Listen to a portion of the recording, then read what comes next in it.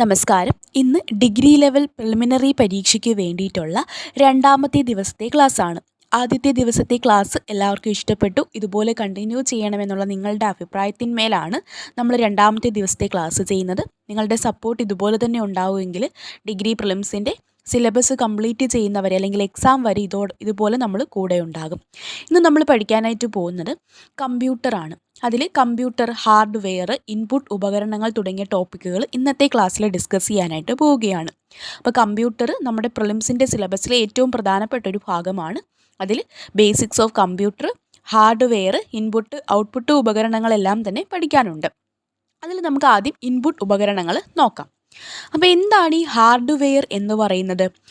ഒരു കമ്പ്യൂട്ടറിൻ്റെ ഭാഗങ്ങൾ നമുക്ക് കാണാനും സ്പർശിച്ചറിയുവാനും ഒക്കെ സാധിക്കുമെങ്കിൽ അതിനെയാണ് ഹാർഡ്വെയർ എന്ന് പറയുന്നത്. നമുക്ക് കമ്പ്യൂട്ടറിൻ്റെ കുറേയധികം ഭാഗങ്ങളുണ്ട് അല്ലേ? നമുക്കതിൽ ചില സാധനങ്ങൾ കാണാൻ പറ്റും, സ്പർശിച്ചറിയാൻ പറ്റും. എന്നാൽ ചില സാധനങ്ങളൊക്കെ അതിൻ്റെ അകത്താണ് അല്ലേ? അതിൻ്റെ മെമ്മറി, കാര്യങ്ങൾ, സിസ്റ്റം, ഓപ്പറേറ്റിംഗ് സിസ്റ്റം, ഇതൊന്നും നമുക്ക് എന്ത് ചെയ്യാൻ പറ്റത്തില്ല, കാണാനൊന്നും പറ്റത്തില്ല. നമുക്ക് അങ്ങനെ ഒരു സാധനങ്ങളുണ്ട് എന്നറിയാം, അതിൻ്റെ അകത്ത് പ്രോസസ്സിങ് നടക്കുന്നുണ്ട്. അപ്പം അങ്ങനെയുള്ളത് നമുക്ക് കാണാൻ പറ്റത്തില്ല. എന്നാൽ നമുക്ക് വെളിയിലുള്ള സാധനങ്ങളൊക്കെ കാണാൻ പറ്റത്തില്ലേ? കീബോർഡ് ആയാലും മൗസ് ആയാലും CPU ആയാലും അതിൻ്റെ ഭാഗങ്ങൾ, പുറമേയുള്ള ഭാഗങ്ങളൊക്കെ നമുക്ക് കാണാൻ പറ്റും, അത് സ്പർശിക്കാനായിട്ട് പറ്റും, വേറെ പ്രശ്നങ്ങളൊന്നുമില്ല. അപ്പം അങ്ങനെയുള്ള കമ്പ്യൂട്ടറിലെ ഭാഗങ്ങളാണ് ഹാർഡ്വെയറുകൾ എന്ന് പറയുന്നത്. കാണുവാനും സ്പർശിച്ചറിയുവാനും സാധിക്കുന്ന കമ്പ്യൂട്ടറിലെ ഭാഗങ്ങളാണ് ഹാർഡ്വെയറുകൾ. അല്ലെങ്കിൽ നമുക്ക് എന്ത് പറയാം, കമ്പ്യൂട്ടറിൻ്റെ തൊട്ടു നോക്കാവുന്ന ഭാഗങ്ങളെ എല്ലാം ചേർത്ത് നൽകിയിരിക്കുന്ന ഭാഗത്തിൻ്റെ പേരാണ് ഹാർഡ്വെയർ. തൊട്ടു നോക്കാൻ പറ്റുന്ന ഭാഗങ്ങളെല്ലാം കൂടെ ചേർത്തിട്ട് പറയുകയാണെങ്കിൽ അതിനെ ഹാർഡ്വെയർ എന്ന് പറയാം. കമ്പ്യൂട്ടറിൻ്റെ ഭൗതിക ഉപകരണങ്ങൾക്കും അനുബന്ധ സാമഗ്രികൾക്കും പൊതുവായുള്ള പേരാണ് ഹാർഡ്വെയർ എന്ന് പറയുന്നത്. ഭൗതിക ഉപകരണങ്ങളും അതിൻ്റെ അനുബന്ധ സാമഗ്രികളെയും പൊതുവായി ചേർത്ത് ഹാർഡ്വെയർ എന്ന് വിളിക്കാം. അപ്പോൾ ക്ലിയർ ആയല്ലോ എന്താണ്? നമ്മളെ കമ്പ്യൂട്ടറിൻ്റെ കാണാനും നമുക്ക് സ്പർശിക്കാനും പറ്റുന്ന ഭാഗങ്ങൾ, ഈ ഹാർഡ്വെയർസ് എന്ന് പറയുമ്പോൾ പെട്ടെന്ന് കമ്പ്യൂട്ടറിൻ്റെ പുറമേയുള്ള ഭാഗങ്ങൾ, നിങ്ങൾ കണ്ടിട്ടുള്ള കമ്പ്യൂട്ടറിൻ്റെ പുറമേയുള്ള ഭാഗങ്ങളൊക്കെ എങ്ങ് ഓർത്താൽ മതി. നമുക്ക് സ്പർശിച്ചറിയാൻ പറ്റുന്ന ഭാഗങ്ങളെല്ലാം ചേർത്ത് എന്തെന്ന് പറയാം? ഹാർഡ്വെയറുകൾ എന്ന് പറയാം. ഇനി ഈ നമുക്കിതിനെ തന്നെ, കമ്പ്യൂട്ടറിൻ്റെ ഹാർഡ്വെയറിനെ തന്നെ മൂന്നായി തരംതിരിക്കാം. കമ്പ്യൂട്ടറിന് പ്രധാനമായിട്ടും 3 പ്രവർത്തന യൂണിറ്റുകളാണുള്ളത്. ഒന്നാമത്തേതാണ് input unit, 2 output unit, 3 central processing unit, അല്ലെങ്കിൽ നമ്മളതിനെ ഷോർട്ടായിട്ട് CPU എന്ന് പറയും. ഇൻപുട്ട് യൂണിറ്റ് എന്ന് പറയുമ്പോൾ ഇൻപുട്ട് എന്ന് പറയുമ്പോൾ എന്താണ്? അകത്തോട്ട് വിവരങ്ങൾ കൊടുക്കുകയാണ്. കമ്പ്യൂട്ടറിലേക്ക് വിവരങ്ങൾ നൽകുന്ന യൂണിറ്റാണ് ഇൻപുട്ട് യൂണിറ്റ്. കമ്പ്യൂട്ടറിലേക്ക് വിവരങ്ങൾ നൽകുന്ന യൂണിറ്റാണ് ഇൻപുട്ട് യൂണിറ്റ്. എന്നാൽ ഔട്ട്പുട്ട് യൂണിറ്റ് എന്ന് പറയുമ്പോൾ എന്താണ്? കമ്പ്യൂട്ടറിൽ നിന്നും വിവരങ്ങൾ നമ്മളിലേക്ക് ലഭ്യമാക്കുന്ന യൂണിറ്റാണ് ഔട്ട്പുട്ട് യൂണിറ്റ് എന്ന് പറയുന്നത്. കമ്പ്യൂട്ടറിൻ്റെ ഏറ്റവും പ്രധാനപ്പെട്ട ഇൻപുട്ട് ഉപകരണം ഏതാണെന്നറിയോ? കീബോർഡ്. നമ്മളെങ്ങനെയാണ് വിവരങ്ങൾ നൽകുന്നത്? ഏറ്റവും കൂടുതൽ നമ്മൾ വിവരങ്ങൾ, നമുക്കിപ്പോൾ ഒരു വിവരം കണ്ടുപിടിക്കണം എന്നുണ്ടെങ്കിൽ നമ്മളെന്താ സെർച്ച് ചെയ്ത് കീബോർഡ് ഉപയോഗിച്ച് ടൈപ്പ് ചെയ്തിട്ടാണ് എന്ത് ചെയ്യുന്നത്? വിവരങ്ങൾ കൊടുക്കുന്നത്. അപ്പോൾ ഏറ്റവും പ്രധാനപ്പെട്ട ഇൻപുട്ട് ഉപകരണം കീബോർഡാണ്. അപ്പോൾ ഏറ്റവും പ്രധാനപ്പെട്ടത് ചോദിക്കുകയാണെങ്കിൽ അത് മൗസ് അല്ല. നമ്മൾ ഏറ്റവും കൂടുതൽ വിവരങ്ങൾ ടൈപ്പ് ചെയ്തിട്ടല്ലേ കൊടുക്കുന്നത്. അപ്പോൾ ഏറ്റവും പ്രധാനപ്പെട്ട ഇൻപുട്ട് ഉപകരണം ഏതാണെന്ന് ചോദിക്കുകയാണെങ്കിൽ അത് കീബോർഡാണ്. അതുപോലെ ഔട്ട്പുട്ടായിട്ട് നമുക്ക് ഏറ്റവും കൂടുതൽ വിവരങ്ങൾ കിട്ടുന്നത് എങ്ങനെയാണ്? മോണിറ്ററിൽ കൂടെ. പല രീതിയിൽ പ്രിൻ്റ് ചെയ്ത് കിട്ടാറുണ്ട്, പക്ഷേ നമ്മൾ ഏറ്റവും കൂടുതൽ വിവരങ്ങൾ പ്രാഥമികമായിട്ടും കിട്ടുന്നത് മോണിറ്ററിൽ കൂടെ അല്ലേ? ആ മോണിറ്ററിൽ തെളിഞ്ഞ് കാണുമ്പോഴാണ് നമ്മൾ കീബോർഡിൽ ടൈപ്പ് ചെയ്ത് കൊടുക്കുന്ന കാര്യങ്ങളൊക്കെ മോണിറ്ററായിരിക്കും കാണിച്ച് വിവരങ്ങൾ തരുന്നത്. അപ്പോൾ പ്രാഥമിക ഇൻപുട്ട് ഉപകരണം കീബോർഡും കമ്പ്യൂട്ടറിൻ്റെ പ്രാഥമിക ഔട്ട്പുട്ട് ഉപകരണം മോണിറ്ററുമാണ്.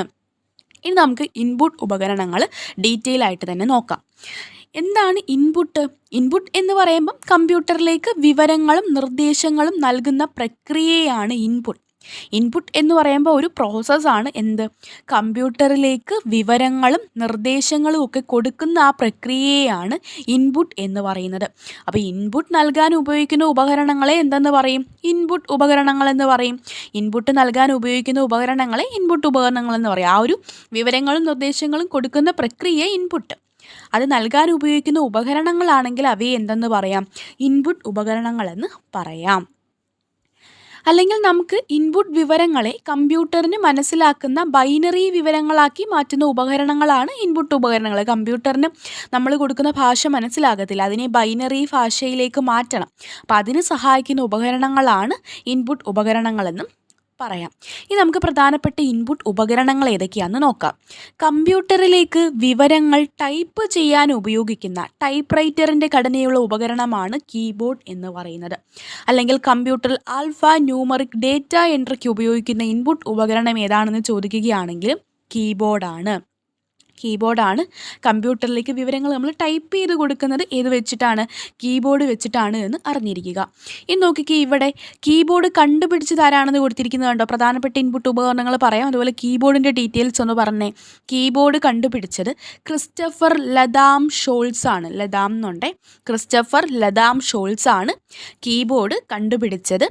കീബോർഡിലെ ഫങ്ഷൻ കീകളുടെ എണ്ണം, അപ്പോൾ നമുക്കറിയാം കീബോർഡിൽ F1, F2, F3 എന്ന് പറഞ്ഞിട്ട് F12 വരെയുള്ള ഫങ്ഷൻ കീകളുണ്ട്. അപ്പോൾ ആകെ എത്ര കീകളാണുള്ളത്? 12 ഫങ്ഷൻ കീകളാണുള്ളത്.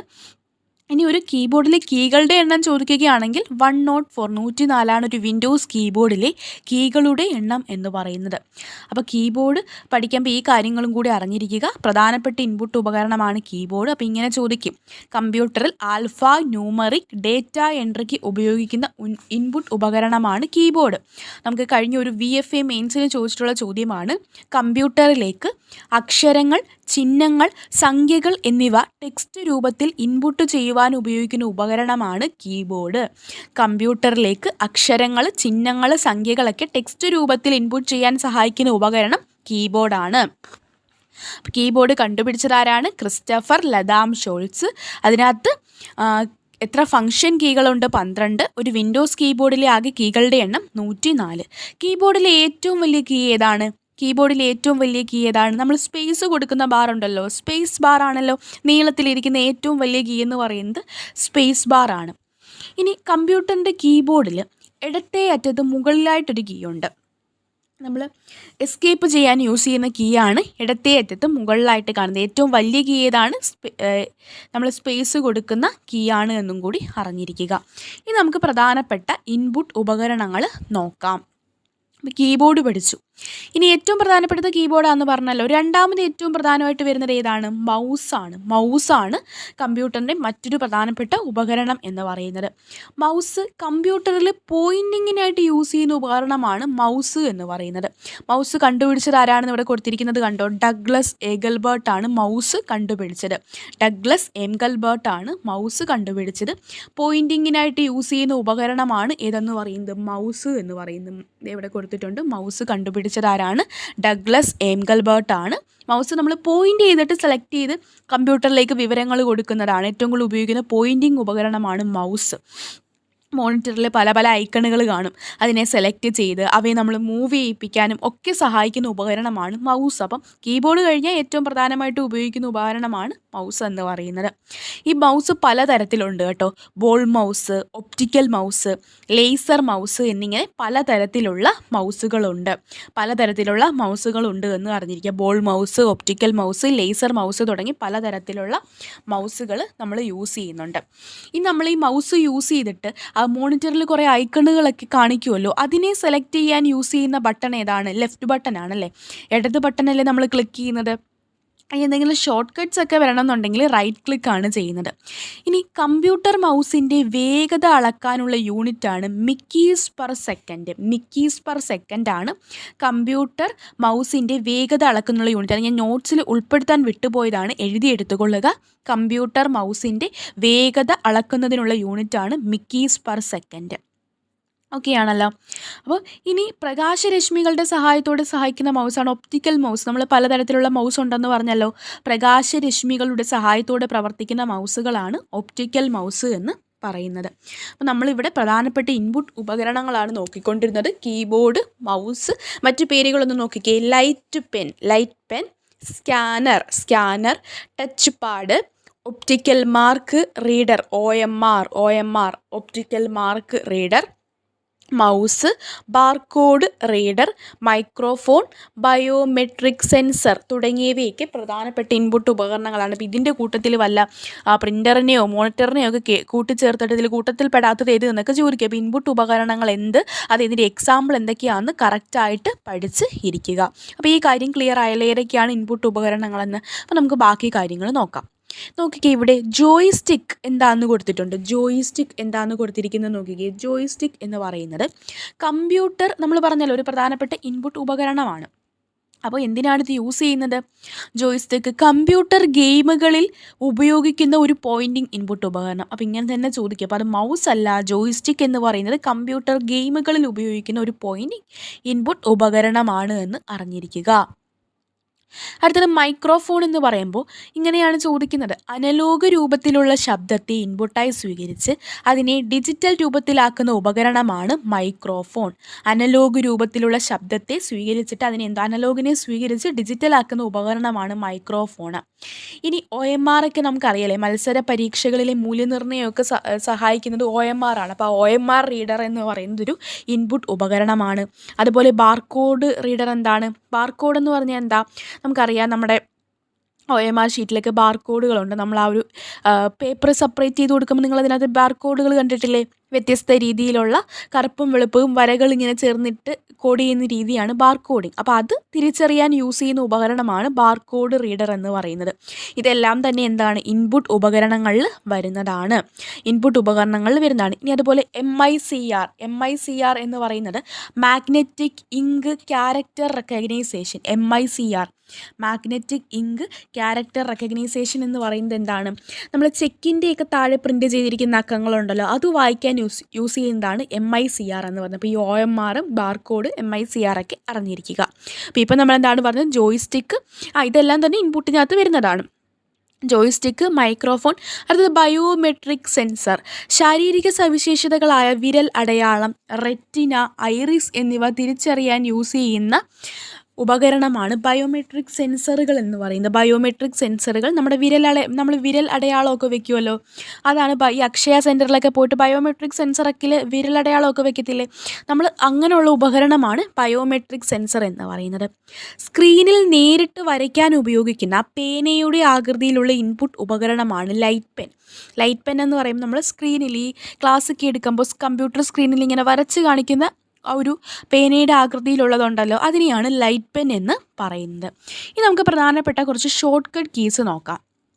ഷോർട്ട് കട്ട് കീ നമ്മുടെ കമ്പ്യൂട്ടർ കീബോർഡിൽ യൂസ് ചെയ്യുന്ന ജനറലായിട്ടുള്ള കുറച്ച് ഷോർട്ട് കട്ട്സ് ആണ്. ഒന്ന് ഓർത്തിരിക്കുക. Ctrl+X, കൺട്രോളും എക്സും കൂടെ ചെയ്യുകയാണെങ്കിൽ നമുക്ക് ഷോർട്ട് കട്ട് യൂസ് ചെയ്ത് കട്ട് ചെയ്യാൻ പറ്റും. കട്ട് ചെയ്യാൻ വേണ്ടിയിട്ട് യൂസ് ചെയ്യുന്ന ഒരു സാധനം കട്ട് ചെയ്യണം എന്നുണ്ടെങ്കിൽ അതിനെ യൂസ് ചെയ്യുന്ന ഷോർട്ട് കട്ടാണ് Ctrl+X എന്ന് പറയുന്നത്. അടുത്തത് Ctrl+C എന്ന് പറയുമ്പോൾ കോപ്പിയാണ് Ctrl+C എന്ന് പറയുന്നത്. Ctrl+A സെലക്ട് ഓൾ, എല്ലാത്തിനെയും ഒന്നിച്ച് സെലക്ട് ചെയ്യുക. അപ്പോൾ ഒരു ഡോക്യുമെൻറ്റിൽ കുറേയധികം കാര്യങ്ങൾ കൊടുത്തിട്ടുണ്ട്, അതെല്ലാം കൂടി ഒന്നിച്ച് സെലക്ട് ചെയ്യുന്നതിന് ഈ മൗസ് ഉപയോഗിച്ച് ഡ്രാഗ് ചെയ്ത് നമുക്ക് സെലക്ട് ചെയ്യാം. അതിന് പകരം യൂസ് ചെയ്യുന്ന കീബോർഡ് ഷോർട്ട് കട്ടാണ് Ctrl+A എന്ന് പറയുന്നത്. Alt+F4 എക്സിറ്റ് ചെയ്യാനാണ് Alt+F4. നമ്മൾ കമ്പ്യൂട്ടറൊക്കെ ഷട്ട് ഡൗൺ ചെയ്യാനും Alt+F4 യൂസ് ചെയ്യുന്നുണ്ട്. അപ്പോൾ എക്സിറ്റാണ് Alt+F4. അപ്പോൾ ഇത്രയും കാര്യങ്ങളാണ് കമ്പ്യൂട്ടറിൻ്റെ ഭാഗത്തു നിന്ന് ഇന്നത്തെ ക്ലാസ്സിൽ പറയുന്നത്. എന്താണ്? ഇൻപുട്ട് ഉപകരണങ്ങളെ കുറിച്ച്. ഇനി നമുക്ക് നേരെ, നമ്മൾ പറഞ്ഞല്ലോ നമ്മൾ ഡിഫറൻറ്റ് സബ്ജക്റ്റുകളാണ് പഠിച്ചുകൊണ്ടിരിക്കുന്നത്. അപ്പോൾ ഇനി നമ്മൾ നേരെ പോകാനായിട്ട് പോകുന്നത് എന്തിലേക്കാണ്? മാത്സിലേക്കാണ്. അതിൽ ക്ലോക്കിലെ സമയവും പ്രതിബിംബവും എന്ന് പറയുന്ന ടോപ്പിക്ക് നമ്മളിന്ന് പഠിക്കുകയാണ്. വളരെ ചെറിയൊരു ടോപ്പിക്കാണ്. നിങ്ങൾക്ക് ഒരു 2 എക്സാമ്പിളും ഉണ്ട്. ഈ കൺസെപ്റ്റ് ക്ലിയർ ആയിട്ട് മനസ്സിലാക്കാനായിട്ട് കഴിയും. അപ്പം തുടക്കത്തിലെ ക്ലാസ് കാണുന്നവർക്ക് ഈ കൺസെപ്റ്റുകളോ കാര്യങ്ങളോ ഒന്നും അറിയത്തില്ല. അപ്പോൾ ആദ്യമായിട്ട് degree level preliminary company board അസിസ്റ്റൻറ്റും യൂണിവേഴ്സിറ്റി അസിസ്റ്റൻറ്റും ഒക്കെ ലക്ഷ്യം വെച്ച് വരുന്നവർക്ക് വേണ്ടിയിട്ടാണ് നമ്മൾ ഈ ക്ലാസ്സുകൾ ചെയ്യുന്നത്. അപ്പോൾ ഞാൻ വീണ്ടും പറയുന്നു, നിങ്ങളുടെ സപ്പോർട്ടില്ലെങ്കിൽ നമ്മൾ എടുക്കുന്ന എഫേർട്ടുകൾ വെറുതെ ആകും. അപ്പോൾ നിങ്ങളുടെ സപ്പോർട്ട് ഉണ്ടെങ്കിൽ മാത്രമേ തുടർന്ന് ക്ലാസ് ചെയ്യാനുള്ള പ്രചോദനം ഉണ്ടാവത്തുള്ളൂ. അപ്പോൾ കൂടുതൽ പേരിലേക്ക് ഇത് ഷെയർ ചെയ്ത് കൊടുക്കുക, നിങ്ങളുടെ സെൽഫ് സ്റ്റഡി ചെയ്യുന്ന കൂട്ടുകാരിലേക്ക്. നമ്മുടെ ചാനലിൻ്റെ പേര് തന്നെ ഞാൻ അതുകൊണ്ടാണ് സെൽഫ് സ്റ്റഡി സ്ക്വാഡ് എന്നിട്ടിരിക്കുന്നത്. കുറേ പേർക്ക് കോച്ചിങ്ങിനൊന്നും പോയി പഠിക്കാനൊക്കെ ബുദ്ധിമുട്ടുള്ളവർക്ക് ക്ലാസ്സുകൾ യൂസ്ഫുള്ളായിട്ട് അവരും നല്ല റാങ്കിലെത്താൻ വേണ്ടിയിട്ടാണ് നമ്മുടെ ക്ലാസ്സുകൾ ചെയ്യുന്നത്. അപ്പോൾ നമുക്ക് ക്ലോക്കിലെ സമയവും പ്രതിബിംബവും നോക്കാം. നമ്മുടെ അടുത്ത് ചോദിക്കും, ക്ലോക്കിലെ കണ്ണാടിയിൽ ഇന്ന സമയം കാണിക്കുന്നു എന്നാൽ യഥാർത്ഥ സമയം എത്ര, അല്ലെങ്കിൽ പ്രതിബിംബത്തിൽ ഇത്ര സമയം കാണിക്കുന്നു, അല്ലെങ്കിൽ യഥാർത്ഥ സമയം എത്ര എന്ന രീതിയിൽ ചോദിക്കും. അല്ലെങ്കിൽ പ്രതിബിംബത്തിലെ സമയം എത്ര തിരിച്ചും ചോദിക്കും. ഒരു ക്ലോക്കിൽ ഇത്ര സമയമായി, അപ്പോൾ അത് കണ്ണാടിയുടെ മുമ്പിൽ കൊണ്ട് കാണിച്ചാൽ പ്രതിബിംബത്തിൽ എത്ര സമയം ചോദിക്കും. ഈ രീതിയിൽ ക്ലോക്കിലെ സമയവും പ്രതിബിംബവും ചോദിക്കും. അപ്പോൾ നോക്കിക്കേ, ആദ്യത്തെ ചോദ്യം, ക്ലോക്കിലെ സമയം 10:25 ആണെങ്കിൽ ക്ലോക്കിലെ സമയം 10:25 ആണ് എങ്കിൽ എന്താണ്? കണ്ണാടിയിൽ കാണിക്കുന്ന സമയം എത്രയാണെന്നാണ് ചോദിച്ചിരിക്കുന്നത്. യഥാർത്ഥ സമയം തന്നിട്ടുണ്ട്, എന്നാൽ കണ്ണാടിയിൽ കാണിക്കുന്ന സമയമാണ് ചോദിച്ചിരിക്കുന്നത്. അപ്പോൾ ഇവിടെ നമ്മൾ കണ്ടുപിടിക്കുന്നത് എങ്ങനെയാണ്? 10:25 എന്ന് പറയുന്ന സമയം, 10:25 എന്ന സമയം 11 കുറവല്ലേ? 11 എന്ന് പറയുന്ന സംഖ്യയെക്കാട്ടിലും കുറവല്ലേ 10:25? 10:25 കഴിഞ്ഞിട്ടല്ലേ 11 പറയുന്നത്. അപ്പോൾ 10:25 11 എന്ന് പറയുന്ന നമ്പറിനെക്കാട്ടിലും ചെറുതായതുകൊണ്ട് ഈ ഒരു 10:25 എന്ന് പറയുന്ന സമയത്തെ നമ്മൾ 11.60 11:60 നിന്ന് കുറയ്ക്കണം. അതാണ് കൺസെപ്റ്റ്. 11:60 11.60 ആണേ. 11.60 നിന്നും ഈ 10:25 എന്ത് ചെയ്താൽ മതി? മൈനസ് ചെയ്താൽ മതി. 10:25 മൈനസ് ചെയ്താൽ നമുക്ക് എന്ത് കിട്ടും? ഉത്തരം കിട്ടും. ഇതൊന്ന് മൈനസ് ചെയ്ത് നോക്കിക്കേ. 10ൽ നിന്ന് 5 പോയാൽ 5, ഇവിടുന്ന് ഒരു സ്ഥാനം കൊണ്ടുവന്ന് ഇങ്ങോട്ട് വരാം. അപ്പോൾ 0ൽ നിന്ന് 5 പോകുന്നില്ല. 10ൽ നിന്ന് 5 പോകുമ്പോൾ 5. 6ൽ നിന്ന് 2 പോകുമ്പോഴത്തേനും എത്രയാണ്? 6ൽ നിന്ന് 6 ഇവിടെ 5 അല്ലേ ഉള്ളൂ. 5 ഇവിടുന്ന് ഒരു സ്ഥാനം എടുത്ത് 5. 5ൽ നിന്ന് 2 പോകുമ്പോഴത്തേനും 3. 5ൽ നിന്ന് 2 പോകുമ്പോഴത്തേനും 3. ഒരു പോയിൻ്റ് കൊടുക്കുന്നു. ഇവിടെ എത്രയേ ഉള്ളൂ? 1. അപ്പോൾ നമുക്ക് എത്ര കിട്ടി? 1.35 എന്നാണ് കിട്ടിയത്. 1.35. 1ൽ നിന്ന് 0 പോയി 1.35. അപ്പോൾ 11:60 നിന്ന് മൈനസ് ചെയ്തപ്പോഴത്തേനും എന്താ കിട്ടിയേ? 1.35. അപ്പം ഈ ഒരു സമയം 10:25 ആയതുകൊണ്ടാണ് അതിനെ എന്തിൽ നിന്ന് മൈനസ് ചെയ്തത്? 11:60 നിന്ന് മൈനസ് ചെയ്തത്. കാരണം 10:25 11-നേക്കാട്ടിലും ചെറുതായതുകൊണ്ട് അതിനെ എത്രയിൽ നിന്ന് മൈനസ് ചെയ്തു? 11:60 നിന്ന് മൈനസ് ചെയ്തു. ഇനി 11-നേക്കാട്ടും വലിയൊരു സംഖ്യ വെച്ചിട്ട് നോക്കാം. നോക്കിക്കേ, കണ്ണാടിയിലെ സമയം 12:15 ആയാൽ യഥാർത്ഥ സമയം. ഈ 12:15 ഈ എഴുതിയേക്കുന്ന 11-നേക്കാട്ടിലും കൂടുതലല്ലേ? 11-നേക്കാട്ടും കൂടുതലല്ലേ 12? അപ്പോൾ അതിനെ 23.60 നിന്നും 23.60 നിന്നും മൈനസ് ചെയ്യണം. 23.60 നിന്നും ആരെ മൈനസ് ചെയ്യണം? ഈ ഒരു 12:15 മൈനസ് ചെയ്യണം. 12:15 മൈനസ് ചെയ്യുമ്പോഴത്തേനും നമുക്ക് എന്ത് ചെയ്യും? ഉത്തരം കിട്ടും. നോക്കിക്കേ, ഇവിടെ 5, 6 5ൽ നിന്ന് 1 പോയാൽ എത്രയാണ്? 4. 3ൽ നിന്ന് 2 പോയാൽ 1, 2ൽ നിന്ന് 1 പോയാൽ 1. 11:45 എന്ന് കിട്ടും. 11:45 യഥാർത്ഥ സമയം എന്ന് പറയുന്നത്. അപ്പോൾ ഈ ഒരു കൺസെപ്റ്റ് അറിയാമെങ്കിൽ നിങ്ങൾക്ക് എന്ത് ചെയ്യാനായിട്ട് പറ്റും? ക്ലോക്കിലെ സമയവും പ്രതിബിംബം ഇതേ ചോദിക്കത്തുള്ളൂ. എളുപ്പത്തിൽ നിങ്ങൾക്ക് കണ്ടുപിടിക്കാനായിട്ട് പറ്റും. അപ്പോൾ എന്തെങ്കിലും സംശയം ഈ ഭാഗത്തു നിന്നുണ്ടെങ്കിൽ നിങ്ങൾ നമ്മുടെ ടെലിഗ്രാം ചാനൽ അല്ലെങ്കിൽ ഈ യൂട്യൂബ് ചാനലിൻ്റെ വീഡിയോൻ്റെ കമൻറ്റിൻ്റെ അടിയിലൊക്കെ ചോദിച്ചാൽ അതിന് റിപ്ലൈ തരുന്നതായിരിക്കും. ഞാൻ എല്ലാ കമൻറ്റുകൾക്കും റിപ്ലൈ കൊടുക്കാനായിട്ട് മാക്സിമം ശ്രദ്ധിക്കാറുണ്ട്. അപ്പോൾ അതങ്ങനെ ഒന്ന് ചെയ്യുക. അതുപോലെ ഇതിൻ്റെ എക്സാംസ്, ടെലിഗ്രാം നോട്ട് തുടങ്ങിയ കാര്യങ്ങൾക്കൊക്കെ നിങ്ങൾ ടെലിഗ്രാം ചാനലിൻ്റെ ലിങ്ക് ഞാൻ ഫസ്റ്റ് കമൻറ്റിൽ കൊടുത്തേക്കാം. അതിൽ മെമ്പർ ആവുക എന്നുണ്ടെങ്കിൽ നിങ്ങൾക്ക് എന്ത് ചെയ്യാം? അതിൻ്റെ എക്സാംസും കാര്യങ്ങളും ഒക്കെ ചെയ്യാൻ പറ്റും. അതുപോലെ നമ്മൾ വില്ലേജ് ഫീൽഡ് അസിസ്റ്റൻറ്റിന് വെബ്കോ LDക്കൊക്കെ വേണ്ടിയിട്ടും ക്ലാസ്സുകൾ ചെയ്യുന്നുണ്ട്. അപ്പോൾ ആ ക്ലാസ്സുകൾ ഫോളോ ചെയ്യുന്നവർ നിങ്ങൾ എന്ത് ചെയ്യുക? നമ്മുടെ ചാനലൊന്ന് സബ്സ്ക്രൈബ് ചെയ്ത് കൂട്ടുകാരിലേക്കൂടെ ഷെയർ ചെയ്ത് കൊടുക്കുക. അതുപോലെ ഞാൻ ഒരു കാര്യം ചോദിക്കുകയാണ്, നിങ്ങൾക്ക് ഈ ക്ലാസ്സുകൾ എപ്പോഴാണ് കൂടുതൽ സൗകര്യം കിട്ടുന്നത്? രാവിലെ ക്ലാസ്സുകൾ അപ്ലോഡ് ചെയ്യുന്നതാണോ, വൈകുന്നേരം ക്ലാസ്സുകൾ അപ്ലോഡ് ചെയ്യുന്നതാണോ? കാരണം ഒരുപാട് പലതരത്തിലുള്ള സാഹചര്യങ്ങളിലുള്ള ആൾക്കാരുണ്ട്. അപ്പോൾ കൂടുതൽ പേരുടെ അഭിപ്രായം മാനിച്ചുകൊണ്ട് നമുക്ക് ആ രീതിയിൽ ക്ലാസ്സുകൾ അപ്ലോഡ് ചെയ്യുന്നതായിരിക്കും. അപ്പോൾ ഇനിയുള്ള ദിവസങ്ങളിൽ ക്ലാസ്സിൻ്റെ ലെങ്ത് കൂട്ടും. കാരണം നമുക്ക് കുറച്ച് സമയമേ ഉള്ളൂ. മെയ് തൊട്ട് ജൂലൈ വരെയാണ് എക്സാം ഡിഗ്രി പ്രിലിംസിന് പറഞ്ഞേക്കുന്നത്. മെയ്യിൽ തന്നെ ആദ്യഘട്ടം കാണും. സാധാരണ PSC ഇങ്ങനെ പറയുന്ന സമയത്ത് മെയ്യിൽ തന്നെ ഫസ്റ്റ് ഘട്ടം നടത്താറുണ്ട്. അപ്പം നിങ്ങളുടെ ഘട്ടം ഫസ്റ്റ് ഘട്ടമാണ് എന്ന രീതിയിൽ തന്നെ പഠിച്ചുകൊള്ളുക. പ്രിലിംസ് ക്ലിയർ ചെയ്താൽ മാത്രമേ നമുക്ക് ഈ സ്വപ്ന പരീക്ഷകളുടെയൊക്കെ മെയിൻസിനേക്ക് എഴുതാനായിട്ട് പറ്റത്തുള്ളൂ. അതുകൊണ്ട് നല്ല രീതിയിൽ പ്രിപ്പറേഷൻ ആരംഭിച്ചു കൊള്ളുക. അപ്പോൾ ഇത്രയും കാര്യങ്ങളാണെന്ന് പറയുന്നത്. നല്ലപോലെ പഠിക്കുക. താങ്ക്